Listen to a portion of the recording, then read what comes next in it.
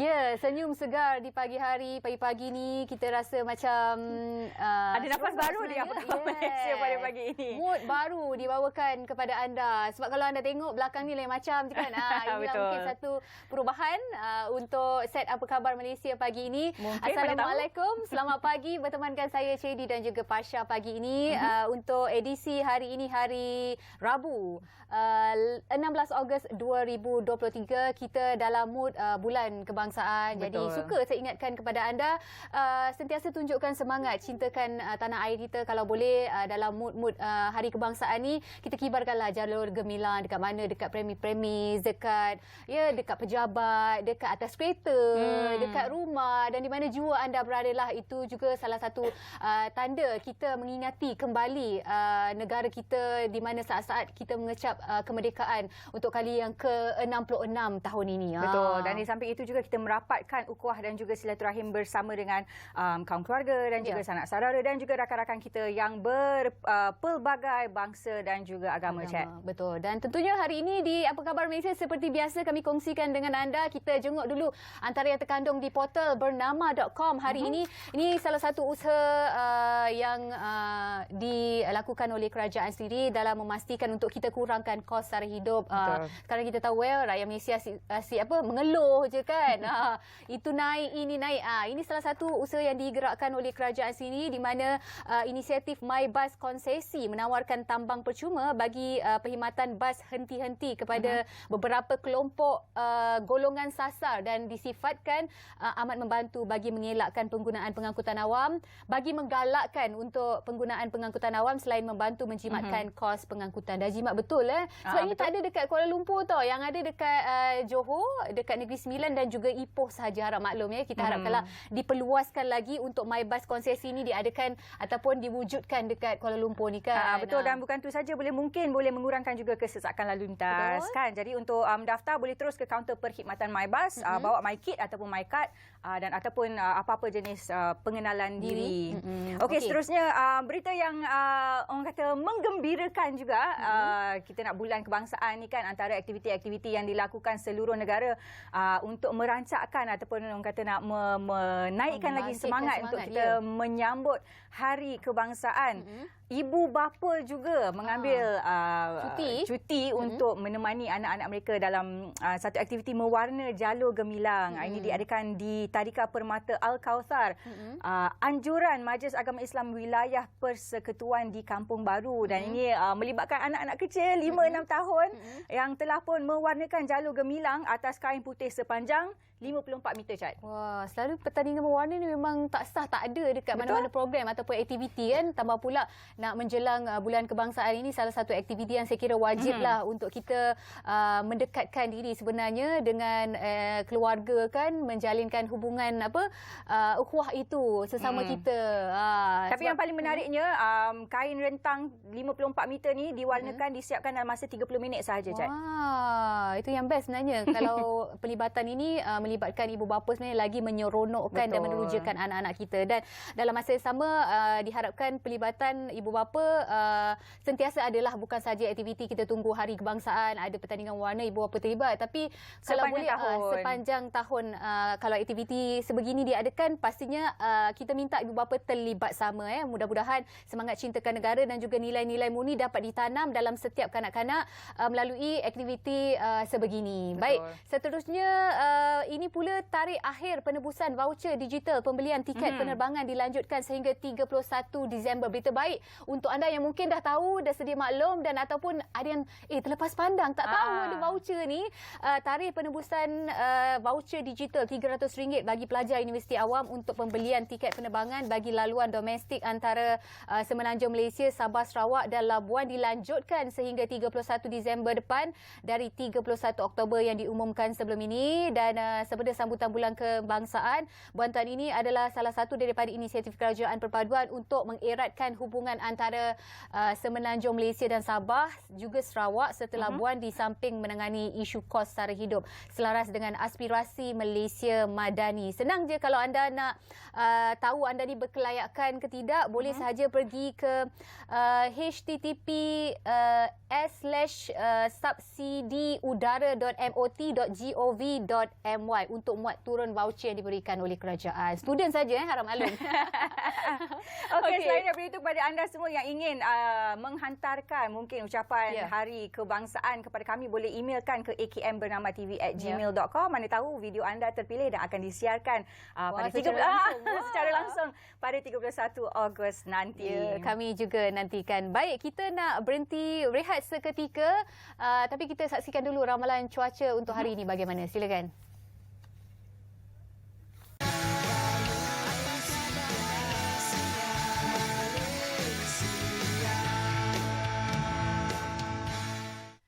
Baik, bersua kembali di Apa Khabar Malaysia.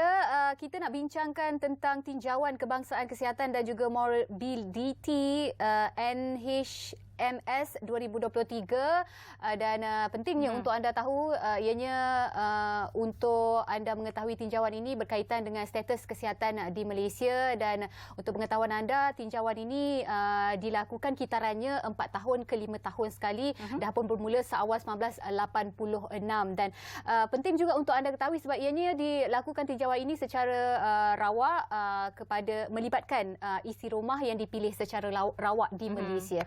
Untuk itu kita terus saja bersama dengan tetamu kita pada hari ini, Fasha.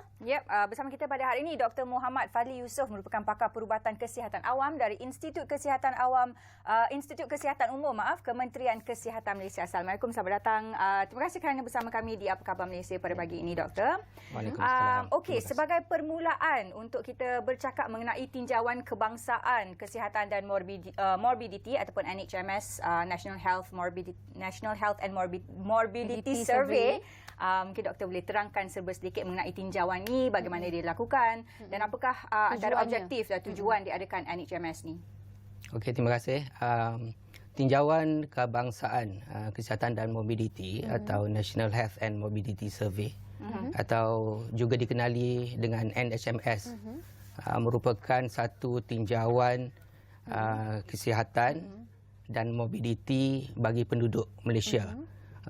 Ianya dijalankan oleh Institut Kesihatan Umum Kementerian Kesihatan Malaysia secara berkala, bermula daripada 1986.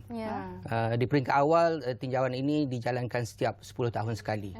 Tapi bermula daripada 2011, tinjauan ini dijalankan dalam bentuk cycle 4 hingga 5 tahun sekali, di mana data ataupun pengumpulan data dijalankan setiap tahun dengan topik-topik yang berlainan.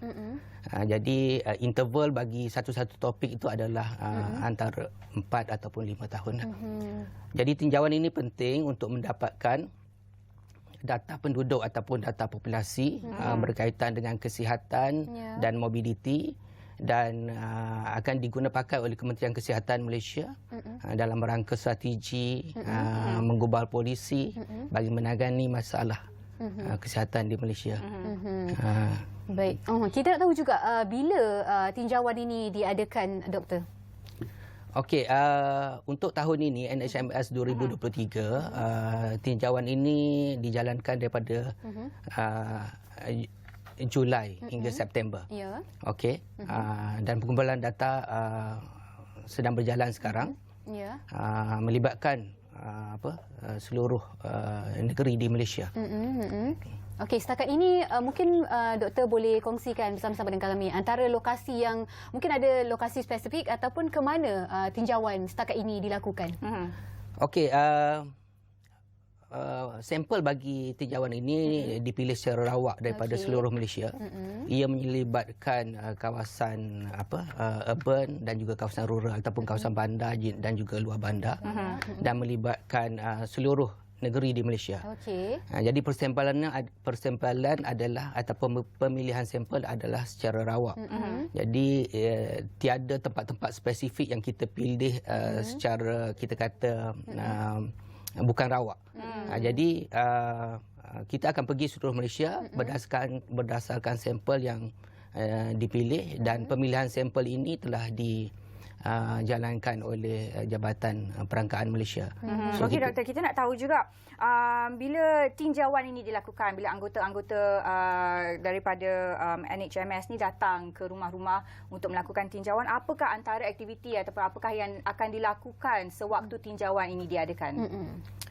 Okey, bila anggota pengumpulan data datang ke rumah, mereka ni bergerak dalam pasukan pengumpul data.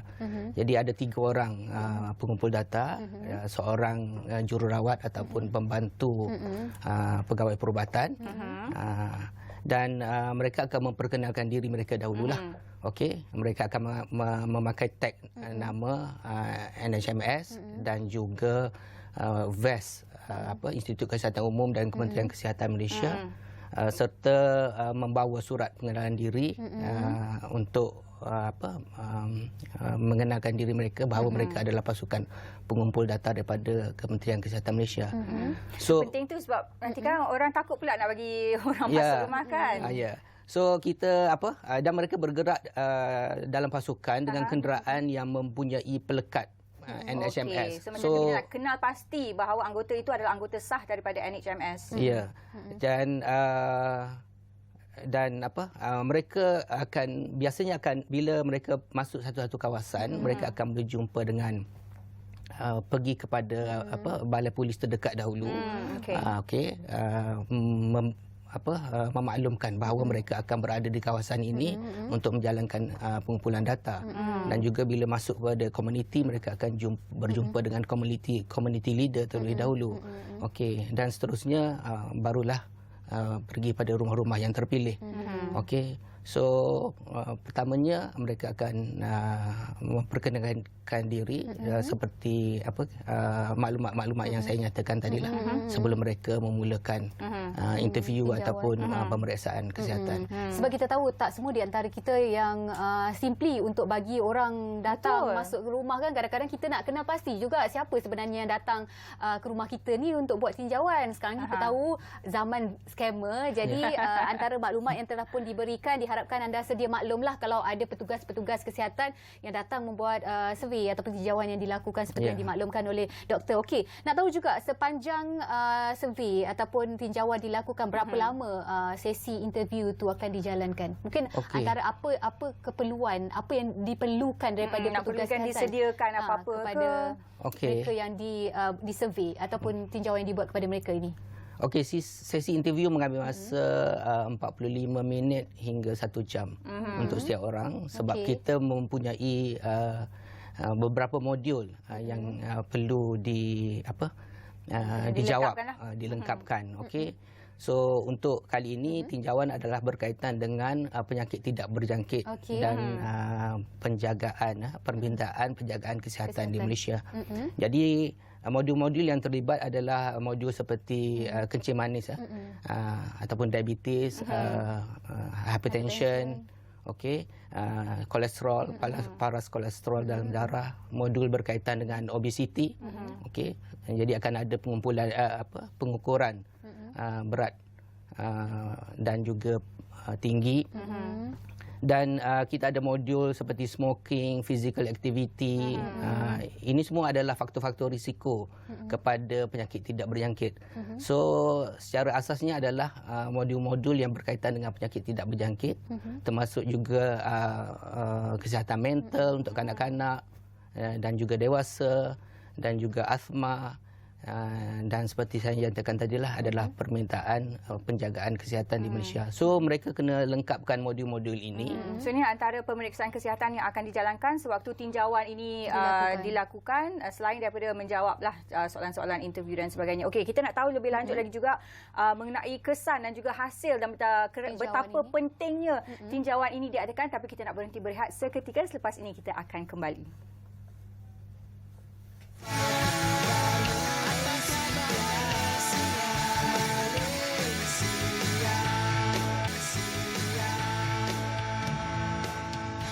Bersama kami di Apa Khabar Malaysia bercakap tentang tinjauan kebangsaan kesihatan dan morbiditi NHMS 2023, penyakit tidak berjangkit dan permintaan jagaan kesihatan. Masih lagi kita bersama dengan Dr. Muhammad Fadli Yusof. Okey, menyentuh tentang tinjauan ini, difahamkan tinjauan ini dilakukan secara rawak. Mungkin ada sasaran golongan tertentu semasa dilakukan tinjauan ini. Bagaimana doktor? Okey, sasaran golongan ini mengikut modul. Okey, bagi modul macam diabetes, hypertension, kolesterol, sasaran umurnya adalah 18 tahun dan ke atas. Okey, untuk smoking 15 tahun dan ke atas. Jadi ada juga modul-modul yang melibatkan kanak-kanak. Jadi mereka ada sasaran age groups, lebih kepada sasaran age groups untuk modul-modul tertentu. Jadi kalau dari segi sampelnya ia melibatkan keseluruhan sampel. So kita tak tentukan pemilihan sampel tu berdasarkan kepada sasaran lokaliti tertentu ke tak ada. Jadi ia lebih kepada modul-modul yang berkenaan lah. Certain modul ataupun modul tertentu adalah untuk age group yang tertentu ataupun kumpulan umur yang tertentu. Jadi tinjauan ni taklah disasarkan kepada golongan dewasa saja sebab mungkin penyakit-penyakit yang doktor sebutkan tadi selalunya adalah golongan dewasa, diabetes dan sebagainya. Kalau isi rumah tu ada kanak-kanak, ada modul untuk kesihatan kanak-kanak juga ke macam mana? Ya betul. So kita ada mental health untuk kanak-kanak dan kita juga ada modul asma untuk kanak-kanak. Dan untuk permintaan jagaan kesihatan ia melibatkan keseluruhan umur. All age sebab semua penduduk Malaysia memerlukan penjagaan kesihatan. So untuk permintaan jagaan kesihatan semua kumpulan umur akan terlibat. Okey, sebagai contoh dalam satu rumah ada 10 orang ahli keluarga. Adakah semua akan dilakukan survey akan dilakukan kepada semua ahli keluarga ataupun sebagai contohlah kalau ada di antara mereka yang memang menolak untuk lakukan, bagaimana boleh tak kita untuk tolak, doktor? Okey. Sebenarnya penglibatan dalam tinjauan ini adalah secara sukarela. Okey, walaupun begitu kita sarankan supaya rumah-rumah yang terpilih dan juga individu yang terpilih memberi kerjasama untuk terlibat. Sebab jika ramai yang tak mau terlibat, maka data kita tidak dapat menggambarkan data penduduk Malaysia. Okey. Dan kalau golongan tertentu tak mahu terlibat. Contohnya golongan T20, ramai yang tak terlibat. Jadi data kita lebih menjurus kepada B40, M40 di Malaysia. So kita tak nak macam tu. So kita nak data yang berkualiti dan untuk data yang berkualiti semua penduduk yang terpilih disarankan terlibat dalam kajian. Memang kajian ini kita nyatakan secara rawak sebab tak ada paksaan. Tapi walaupun secara sukarela, walaupun begitu kita sarankan supaya beri kerjasama lokaliti yang terpilih beri kerjasama. Okey doktor. So kita dah tahu dah daripada tinjauan kebangsaan kesihatan dan morbiditi ni dia untuk mendapatkan data dan juga gambaran sepenuhnya level kesihatan negara. Kita nak tahu juga hasil daripada tinjauan ni, apakah langkah-langkah yang akan diambil daripada data yang telah terkumpul. Okey, tinjauan ini dijalankan secara berkala. So kita akan dapat data yang terkini. Okey, at least setiap 4 tahun atau 5 tahun sekali untuk masalah kesihatan yang sama dan juga target group yang sama. Jadi daripada situ kita dapat lihat apakah trend penyakit. Macam mana trend diabetes di Malaysia, macam mana trend hypertension, macam mana trend merokok di Malaysia. Okey, so daripada situ kita dapat jangkakan apakah beban kesihatan di Malaysia, beban NCD, okey, yang semakin meningkat. Okey. So kalau kita lihat dari segi trend tu diabetes semakin meningkat dari semasa ke semasa. Okey, hypertension masih lagi kita kata tak berubah. Okey, mendata. Okey, sekitar 30% penduduk ataupun 30% penduduk 18 tahun ke atas. Dan obesiti juga makin meningkat. Okey. Doktor, daripada tinjauan ni adakah dapat juga kita kenal pasti mungkin antara faktor-faktor yang menyebabkan trend-trend penyakit-penyakit NCD ni meningkat ataupun menurun ataupun mendata? Macam mana? Okey. So dalam tinjauan ini kita mempunyai modul NCD dan juga faktor-faktor risiko. Okey, faktor-faktor risiko untuk mendapat NCD. Contohnya macam kita kata physical activity. Setakat atau sama ada penduduk Malaysia ini berapa persen yang aktif. berapa persen yang kurang aktif. Dari segi obesity, faktor risiko kepada penyakit NCD juga. So berapa ramai obes, berapa persen obes, berapa persen overweight ataupun berlebihan berat badan. Dan masalah kesihatan mental macam mana. So daripada situ ini semua adalah merupakan faktor risiko kepada penyakit NCD yang secara keseluruhannya lah. Okey. Okey, daripada apa yang doktor katakan tadi, kalau kita tahu penyakit NCD ni orang kata 3 serangkai lah Sebenarnya satu perkara yang bila dilakukan hasil daripada tinjauan tu agak membimbangkan juga sebenarnya. Mungkin doktor boleh bagi penekanan dekat sini kepada rakyat Malaysia ataupun mereka yang dipilih secara rawak ini, kenapa pentingnya responden ini memberi kerjasama dikala petugas-petugas sini datang untuk membuat tinjauan dan juga survey yang dilakukan. Okey, seperti yang saya nyatakan tadi, kita mengharapkan data yang tepat untuk mewakili penduduk di Malaysia. Baik. Okey, kita tak ingin data yang kurang berkualiti, data yang bias menjurus kepada grup-grup ataupun kumpulan tertentu. Jadi adalah penting untuk kita mempunyai response rate yang tinggi. Okey, maksudnya ramai penduduk yang terpilih menyertai.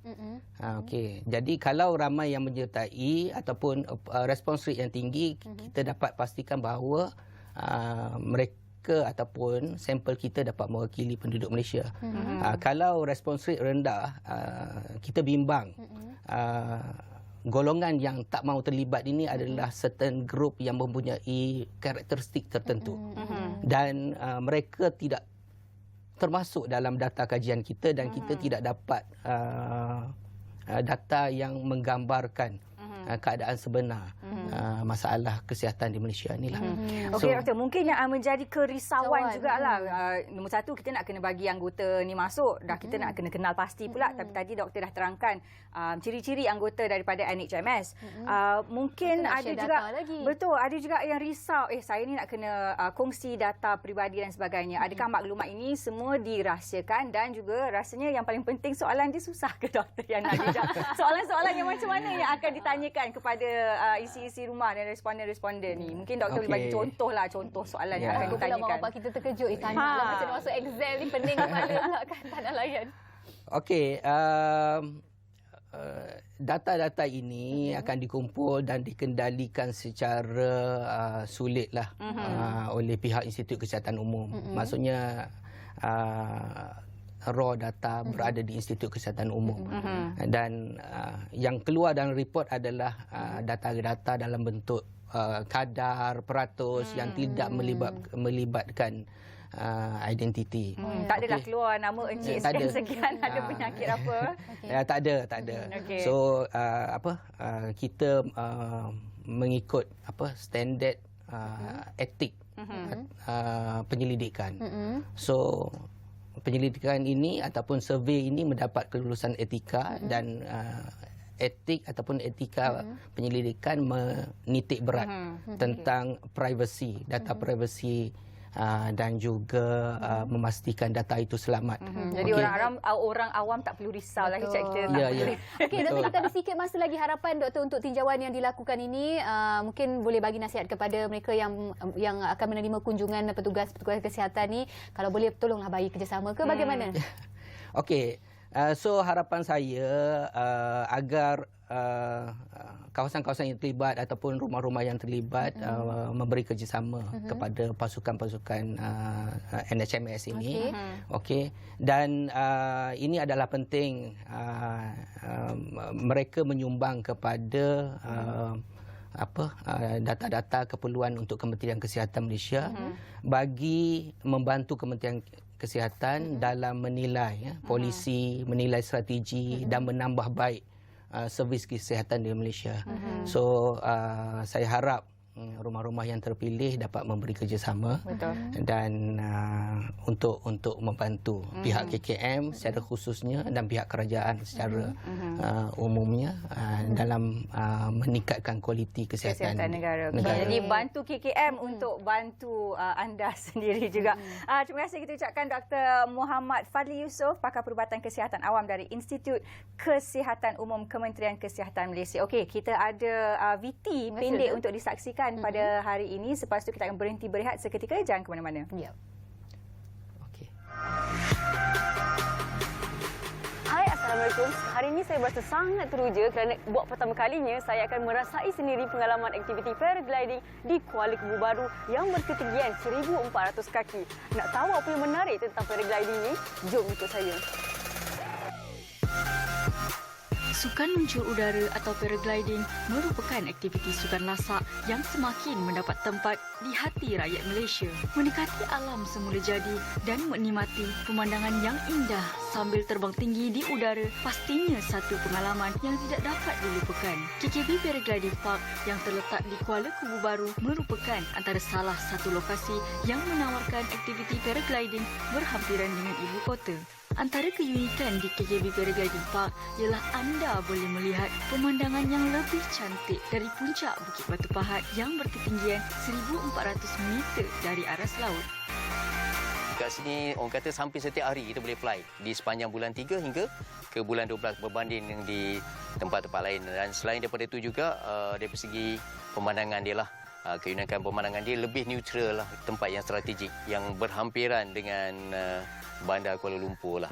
Aktiviti paragliding ini boleh dilakukan oleh peserta dari pelbagai lapisan umur bergantung kepada kemampuan fizikal dan mental individu tersebut. Kalau daripada untuk paragliding ni daripada umur 4 tahun hingga ke umur unlimited bergantung pada fizikal dan mental kan. Untuk mereka yang nak mencuba yang pentingnya ada keinginan dan tidak terlalu takut. Walaupun takut sebenarnya ada keinginan untuk cuba, dia tak ada masalah. Yang pentingnya weight tu ataupun berat badan tu tidak melebihi 120 kg lah. Sebelum aktiviti paragliding bermula, peserta dibawa mendaftar terlebih dahulu dan menandatangani borang persetujuan sebelum dibawa ke puncak Bukit Batu Pahat dengan menaiki kenderaan pacuan 4 roda.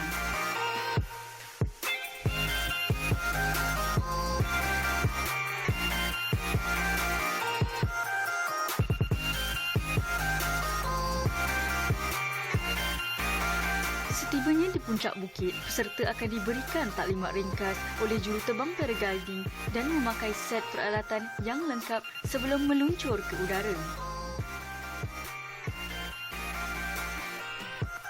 Sesi penerbangan yang mengambil masa sekitar 5 ke 10 minit membolehkan peserta menikmati pemandangan di sekitar Bukit Kutu, Bukit Batu Pahat dan Sungai Kuala Kubu Baru. Okey, Farisha, so far okey?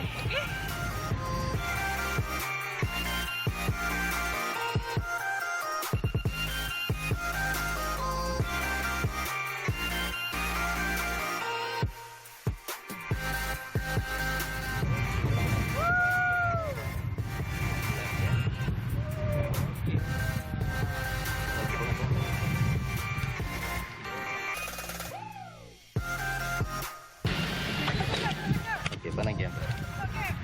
Okey Farisha, alhamdulillah kita dah landing. So macam mana? Best. Menarik kan aktiviti paragliding tadi? Mula-mula memang saya rasa nervous, tapi bila saya dah terbang dekat awan tu, saya tengok pemandangan cantik, masalah yang kat kepala saya tu hilang. Saya rasa macam dunia ni saya yang punya. Jadi, jika anda ingin merasai pengalaman seperti yang saya rasakan ataupun ingin mencuba sesuatu yang baru, bolehlah singgah ke KKB Paragliding Park di Kuala Kubu Baru. Best!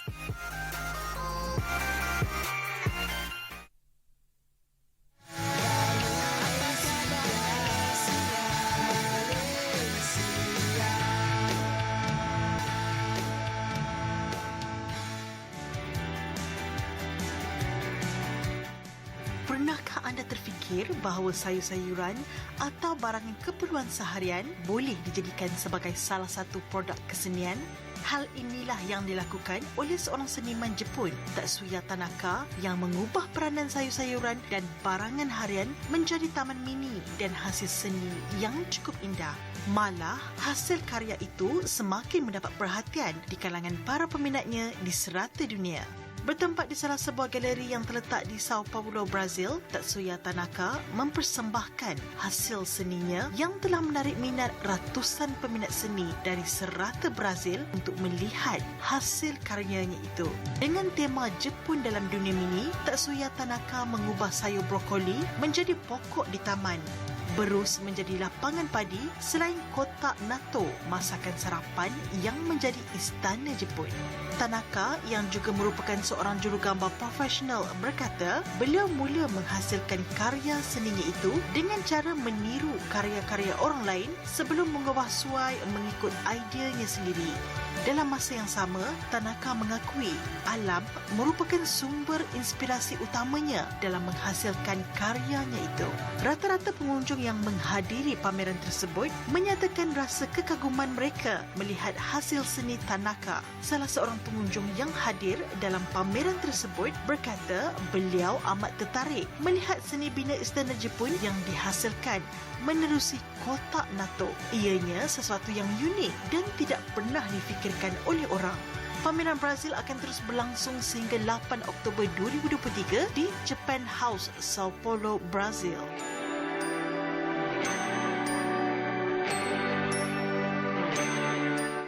Itu dia tadi VT menarik.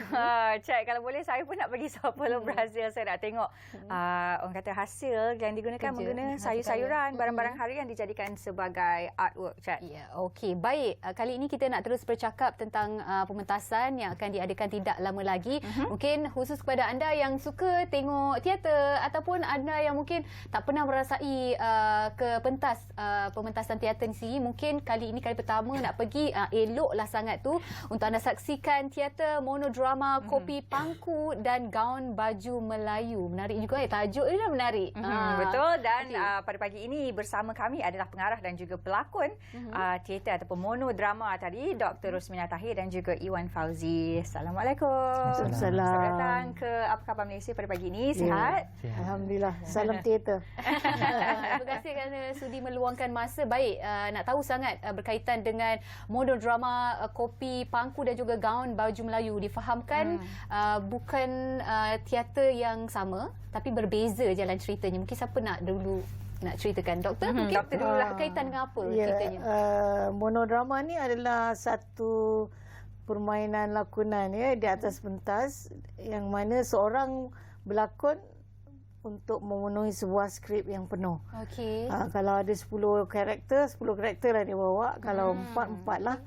Yang mana dia harus menyampaikan mesej apa yang ditulis oleh penulis skrip. Jadi monodrama Kopi Pangku tulisan saya sendiri. Okey. Dan Gaun Baju Melayu adalah tulisan Siti Raya Atan. Kita buat 2 segmen ini dalam satu masa. Setiap satu tu dalam 45 hingga 1 jam lah. Maknanya satu pementasan dua cerita. Ya, 2 cerita, 2 naskah yang berbeza. Jadi saya tertarik sebenarnya dengan tajuk Gaun Baju Melayu tu. Mungkin doktor ataupun Iwan sendiri boleh ceritakan sikitlah Jalan ceritanya ataupun dia berkisahkan apa. Okey. Wan berlakon Gaun Baju Melayu. Karakternya silakan Wan. Wan dia cakap. Awak cerita macam mana dia nak menghayati. Saya memegang watak sebagai Rose. Okey. Dia macam ada macam kekeliruan identiti dekat situ, tapi dia berlandaskan kepada agama and education. And then daripada Rose berubah jadi Rosman because of dia punya konflik identiti. Kerana mak dia lah. So dia berpegang dengan dia punya knowledge dan juga education dan juga religion dia. So then saya agak excited untuk memainkan watak ni dan jangan lupa datang tengok. Okey, doktor pula bagaimana cerita Kopi Pangku ni? Mungkin sedikit jalan ceritanya, doktor? Ya, Kopi Pangku mengisahkan Sumijah. Okey. Ada anak tapi anak dia dah dibawa oleh suaminya daripada dia sejak lahir. So dia menunggu dan menanti kepulangan anak dia. dalam masa yang sama tu dia bekerja ataupun membuka warung kopi. Kan dia nak bertanya kepada orang yang setiap datang kalau ada jumpa anak dia lah dan sebagainya. Jadi sambil menunggu tu dia kopi ni kedai kopi lah, warung kopi kopi. Saya letakkan lokasinya di sempadan negeri. Mana-manalah. Contohnya mungkin di Kalimantan kita ada Sabah, Sarawak bersempadan dengan Indonesia. Dan kebetulan waktu ini kita dengar Indonesia nak buat Nusantara, kota Nusantara. Jadi apakah yang akan berlaku pada gerai-gerai ataupun kawasan kita yang bersempadan itu? Adakah akan membangun juga seperti Nusantara itu? Itu satu persoalan sekarang. Sedangkan skrip ini dah tulis 20 tahun dulu. Environmentnya kita ubah sedikit berdasarkan sekarang lah. Jadi Sumija menunggu, datanglah anak ni tanpa mengetahui itu mak dia. Jadi budak ni pula remaja, diserahkan semula oleh bapanya balik kampung situ melalui ibu saudaranya, kakak pada bapa dia lah. Jadi yang ibu saudara ni pula macam garang sikit dan memaksa dia untuk membantu dia dulu baru jumpa mak dia. Jadi adalah pergeseran di situ. Tapi sebagai remaja ni yang ingin tahu dan nak cari mak tu, dia berjalanlah di sekitar kampung tu hingga jumpa sendiri mak dia tanpa disedari lah. Dalam monodrama Kopi Pangku ni siapa pula pelakon dia? Dilakonkan oleh Nasha Aziz. Maknanya dalam Kopi Pangku ni Nasha akan pegang semua watak lah. Semua anak, watak. mak. Ya. Mak Sumija, anaknya Khatijah, ibu saudaranya Mengkubi, dan ada pelancong lah untuk memulakan cerita. Dia bernostalgia kepada warung sekarang kepada warung yang dulu. Macam tu. Kita berbalik pada gaun baju Melayu tu, tentunya dalam setiap naskah yang ditulis mesti ada mesej-mesej tertentu yang ingin disampaikan. So antara mesej yang ingin disampaikan mungkin ada yang tersirat. Apakah antara mesej yang ingin disampaikan kepada penonton dan juga masyarakat yang menonton monodrama ni nanti? Okey, dia situasi semasa juga yang bersekitar dengan remaja dan keluarga serta kehidupan sosial yang sangat terbuka. Sedunia dalam genggaman sekarang kan, melalui satu handphone saja semua dah dapat apa yang dia nak ataupun apa yang dia nak tahu atau nak sharing something, dan kebanyakannya kita kuatiri kebetulan dan kesahihan. Begitu juga dengan kehidupan manusia. Kadang-kadang kita melihat ini berbalik pada lelaki dan perempuan. Anak remaja yang wanita menjadi perkasa macam lelaki. Yang lelaki menjadi lembut seperti wanita. Dan kadang-kadang tak tahu itu lelaki ke perempuan kan. Kadang-kadang ada yang tak perasan aku ni lelaki ke perempuan. Itu pun dah berlaku dari dulu sampai sekarang lah. Jadi itu persekitaran sekarang, dan dalam naskah ini menggambarkan sedikit itu, tapi kita injek ataupun kita letakkannya dalam sebuah keluarga membina anak ini ataupun membesarkan anak ini dengan gaya hidup yang biasa. Tapi persekitarannya sebenarnya juga yang lebih kuat mempengaruhi dia ni nak jadi bagaimana. Jadi bila apa pun tak kisahlah, asalkan dia punya iman ataupun tekad ataupun hatinya itu ada landasan education yang betul. Itu sesuatu yang mencabar juga untuk Iwan untuk menjiwai dua watak yang berbeza sebagai lelaki dan juga wanita. Bagaimana persiapan setakat ini untuk Iwan orang kata nak tonjolkan bakat tu dekat pentas nanti? Saya dah belajar pakai heel. Tinggi tak saya? Memula tinggi, lepas tu macam susah kan. Susah jadi perempuan ni. Saya pakai yang kecil. Yang kecil tu pun rasa macam, yang rendah tu pun saya rasa macam siksa. Saya jalan kangkang-kangkang. And then saya pakai gown. Gown pun saya tak pernah pakai. Selalu kita pakai plekat kan. Gown ni dia macam kembang sikit. And then saya banyak observe lah daripada cerita-cerita, daripada pementasan-pementasan sebelum ni, dan saya cuba gabungkan dan buat version saya lah. Tapi dia memang satu tugasan yang susah. Tapi saya setiap hari ada progress, perubahan. Kita orang sampai sekarang tak final lock lagi lah. Okay? Sebab mungkin hari ni kita ada satu idea nak come out. So kita based on proses dan juga progress setiap hari latihan. Okey. Tapi sebenarnya kalau ikut watak gaun baju Melayu ni, Ros ataupun Rosman ni, naluri sebenarnya ke arah mana? Pada awal dia confused, tapi end up dia realise one time tu dia nak jadi lelaki. Dia dah puas jadi perempuan. Mungkin naluri kita pada awal kan, kita kan macam ada satu tak tahu mana hala tuju. Tak ada mana tuju. Cubalah jadi perempuan. And then dah lepas tu tak boleh lah. Tak boleh sebab kita ni kita back to kita punya religion.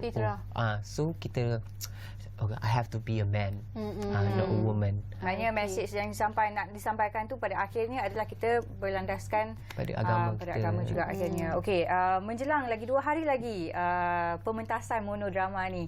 Macam mana persiapan akhir-akhir ni? Dah siap sepenuhnya ke macam mana? Berapa peratus persiapan dari okey. Teater ni sebenarnya tak pernah nak siap. Always work in progress. Sampai show pertama pun besok akan ada lagi yang nak disiapkan. Maknanya dia sentiasa 24 jam sentiasa akan ada saja perubahan. Kerana emosi ataupun keadaan fizikal minda dan kesanggupan pada hari itu juga bergantung pada suasana pada hari itu dan juga audience. Tapi pada dasarnya kita dah ikut plotting script, kita dah tentukan watak harus bagaimana, dan sekarang ini kita sudah berpindah ke tempat sebenar. Kalau dalam VT ini tempat latihan dalam sebuah studio kecil Persatuan Teater Malaysia di Dewan Bahasa dan Pustaka. Alhamdulillah diberi kesempatan berlatih di situ dan kita baru masuk tempat yang sebenar, panggung teaternya, iaitu Store Teater Dewan Bahasa Pustaka juga. Tak jauh, dekat je. Jadi kalau bersedia untuk persembahan dah 100% lah. Tapi kalau nak kepuasan, itu tengok pada waktu itu dan ketika itu. Kerana dia secara langsung kita tak tahulah macam mana akan jadi. It's happen lah. Okay, maknanya untuk watak Nasha dan juga Iwan berbeza cerita lah, tidak bekerjasama Okey, Iwan, persediaan seperti Iwan katakan tadi tu dari segi mungkin persediaan pentas dah ready sebenarnya. Dari persediaan dari segi mental bagaimana untuk menerima, ialah kita tahu cerita ni agak sedikit kontroversi kan, membawa watak yang perempuan lembut sikit, lelaki, bagaimana bersedia tak untuk menerima kritikan, komen daripada penonton. Sebelum ni pun dalam sosial media saya pun pernah jugalah kena hentam macam kita salah posting kan. So bagi saya benda tu, and then from age macam ni saya rasa dah cukup mature lah. Itu sebab kita berlandaskan pada bakat dan karya seni kita saja, bukan saya buat macam in purpose untuk ini betul-betul diri kita. Bukan. Sebab pelakon ni kan, kita ni macam canvas kosong, masuk kita boleh jadi macam-macam. And then teater ni dia macam gelanggang tau untuk pelakon-pelakon, pengkarya-pengkarya untuk explore diri kita.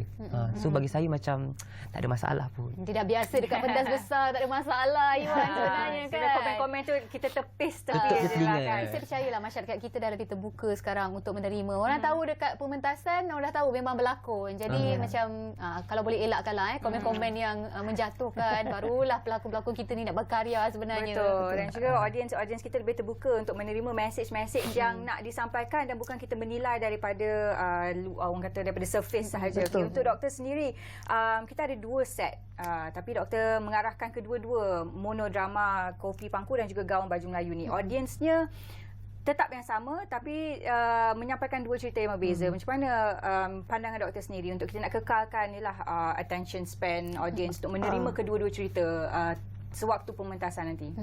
Okey, dia tak lama nak fokus tu, 45 minit je. Zaman sekarang kita tak boleh lama-lama. Orang nak cepat apa? Betul. Apa kata orang tu, kalau saya suka saya kalau tak swipe. Jadi kita ambil 45 minit, at least dia fokus. Saya rasa tak ada masalah. Kita bagi dia rehat 10 minutes untuk another space yang kedua lah. Saya rasa tak ada masalah untuk penontonan. Dia boleh santai-santai saja. Cuma dia harus enjoy lah. Jangan begitu dengan belum apa-apa dah menghukum. Itu tak boleh lah. Itu awak akan sakit bila menonton. Betul. Jadi datang tengok santai, ada apa rasa, nilaikan. tengok, dan kalau nak komen-komen yang terkawal, kita mengalu-alukan segala idea dan sebagainya, kerana kerja teater ni sangat seni yang halus dan tangible, jadi dia boleh diterima pakai, kita pakai, tak terima kita jadikan landasan. Itu tak ada masalah. Untuk audience, saya rasa dia akan enjoy dan mungkin dia akan mendapat katarsis bila menangis melihat Irwan meratap kerana ibunya pergi, dan bagaimana kerinduan seorang anak itu tengok mak dah tak ada kan. Begitu juga dengan segmen Kopi Pangku, dia berhibur dengan macam mana Nasha akan membawa kopinya untuk menarik pelanggan sambil mengintai ataupun sambil mengingat-ingat anaknya lah, tapi tak cakap. Kerinduan itu bagaimana yang kemudian dia jumpa anak depan mata dan dia tahu anak dia, tapi anak dia tak tahu dia. Jadi how you want to say anakku? So anak dia dinamakan Nyawa. Bila dia sebut Nyawa, tapi Nyawa ni tak tahu dia nama Nyawa, nama dia Khatijah. Tu ada masalah pendaftaran dalam surat beranak juga, kita masukkan di situ. End up jumpa ke tak? Sebab karakter dia satu tu je. Itulah yang kita tengok. Macam mana dia twist daripada ibu kepada anak, dan kemudian datang pula mak saudara, 3 orang. Macam mana dia nak twist tu? Itulah dalam monodrama. Baik. Dah teruja dah ni sebenarnya. Itu yang menarik sebenarnya nak tengok teater ni. Kat mana dan bila akan diadakan, dan mungkin sedikit daripada Iwan lah kan. Kita nak tahu apa dia? Masa, ketika, tempat. Pada 18, 19, 20, ada pukul 3 dan pukul 8.30 malam di store DBP Kuala Lumpur. Okey, untuk Iwan sendiri apa yang dijanjikan bila datang akan balik dengan satu impact dan kepuasan bila menonton teater? Saya rasa sediakan tisu je lah. Doktor dah bagi amaran. Dia ada babak-babak yang akan menyentuh emosi. Tapi itulah sebenarnya menariknya bila menyaksikan satu teater secara live. Emosi itu memang akan tersentuh. Satu lagi soalan yang kita yang penting sebenarnya kita tak tanya. Harga tiket untuk menyaksikan monodrama ni berapa, Doktor? Harga tiket ada kat situ kot. RM30 dan RM50 dah. Okey, dan boleh didapati di mana? Boleh beli online ke ataupun bagaimana? Boleh kontak dekat, nanti saya ada post dekat pun Instagram. nombor di dalam poster. Kalau siapa dekat mana nak kita poster, boleh dapatkan maklumat lanjut? Okey, situ dia ada nombor dia 017-871-6060. Dewan Bahasa dan Pustaka. Mungkin ada kaunter, terus pergi kat sana beli store tiket pun teater. boleh juga.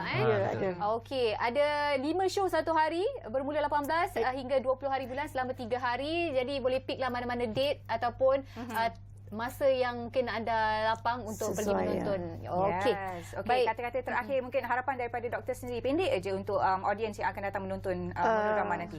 Selamat datang menonton teater Kopi Pangku dan Kawan Baju Melayu. Kalau Iwan kata bawa tisu untuk dia, bawalah bunga untuk Kopi Pangku. Kita dah dapat kopi free kot kat sana. Ya, insya-Allah. Kita balas balik dengan bunga. Baik, Iwan sedikit. Saya mengalu-alukan kepada semua penonton pada hari ini untuk menyaksikan teater Kopi Pangku dan Gaun Baju Melayu, sebuah pementasan yang is the best show for this year. Kita keep pray, okay? And then jangan, make sure you guys kena datang juga Okey, itu dia. Baik, kita nak jumpa Ros dengan Rosman. Terima kasih Iwan dan juga Dr. Rosminah. Pada anda di luar sana, jangan lupa saksikan monodrama Kopi Pangku dan juga Gaun Baju Melayu. Kita dah pun sampai ke akhir rancangan kita Apa Khabar Malaysia hari ini. Terima kasih kerana setia menonton kami, setia bersama kami.